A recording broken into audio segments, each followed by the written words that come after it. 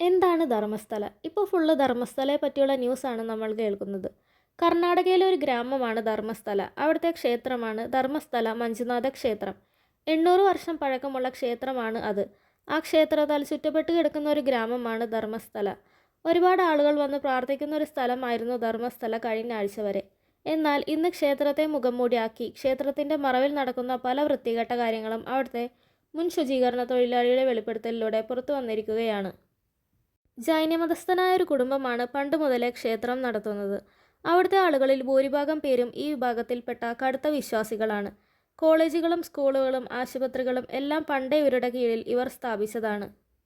രാഷ്ട്രീയ അധികാരവും ഈ ജന്മി കുടുംബത്തിനുണ്ട്. വിശ്വാസവും ജന്മിത്വവും എല്ലാം കൊണ്ട് ഇവർ ധർമ്മസ്ഥലയെ ഇവർക്ക് വേണ്ടതുപോലെ മാറ്റി. എല്ലാവരും ഇവർക്ക് കീഴിലാണെന്ന് തന്നെ പറയാം. ശരിക്കു പറഞ്ഞാൽ ധർമ്മസ്ഥലയിലേക്ക് കടന്നു കഴിഞ്ഞാൽ മറ്റൊരു നിയമമാണ്. ധർമ്മസ്ഥലയിലേക്ക് ആരെങ്കിലും ഒരാൾ കടന്നു കഴിഞ്ഞാൽ ഇവർക്ക് കറക്റ്റായിട്ടത് അറിയാൻ പറ്റും. സാമ്പത്തികമായി പിന്നോക്കം നിൽക്കുന്നവരെ ഇവർ പണം പലിശക്ക് കൊടുത്ത് കൈക്കലാക്കും. ഇവരുടെ നേട്ടങ്ങൾക്ക് വേണ്ടി ഇവർ 1000-ലധികം ആളുകളെ കൊന്നൊടുക്കി എന്നാണ് പറയുന്നത്.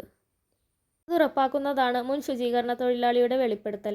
1000-ലധികം സ്ത്രീകളെ കൊലപ്പെടുത്തി, അതും തെളിവുകളില്ലാതെ. 1995-നും 2014-നും ഇടയിൽ 100 കണക്കിന് മൃതദേഹങ്ങൾ മറ്റുള്ളവരുടെ നിർബന്ധത്താൽ നിവൃത്തികേട് കൊണ്ട് കുഴിച്ചുമൂടി. ഇതിൻ്റെ തെളിവായി 2 അസ്ഥികൂടങ്ങൾ അയാൾ കോടതിയിൽ സമർപ്പിച്ചിട്ടുണ്ട്. വെളിപ്പെടുത്തിയ ആളിൻ്റെ പേരോ മറ്റു വിവരങ്ങളോ ഒന്നും പുറത്തുവിട്ടിട്ടില്ല. കാരണം പുറത്തുവിട്ടാൽ അയാൾ ഏത് നിമിഷവും മരണപ്പെട്ടേക്കാം. ഇതുപോലെ ധർമ്മസ്ഥലയിൽ നടന്ന ഒരു കേസാണ് സൗജന്യ കേസ്. 2012 ഒക്ടോബർ 9-നാണ് സൗജന്യ മരണപ്പെടുന്നത്. വളരെ ബ്രൂട്ടലായിട്ടാണ് ആ 17 വയസ്സുള്ള പെൺകുട്ടി കൊല്ലപ്പെട്ടത്. പിന്നീട് കൊലയാളികളെ പിടിച്ചു എങ്കിലും തെളിവുകളുടെ അഭാവത്തിൽ അവരെ വിട്ടയച്ചു. ഇനിയിപ്പോൾ എന്തായാലും ഇപ്പോൾ നടന്നുകൊണ്ടിരിക്കുന്ന കേസ് തെളിയുമോ ഇല്ലയോ എന്നൊന്നും നമുക്കറിയില്ല.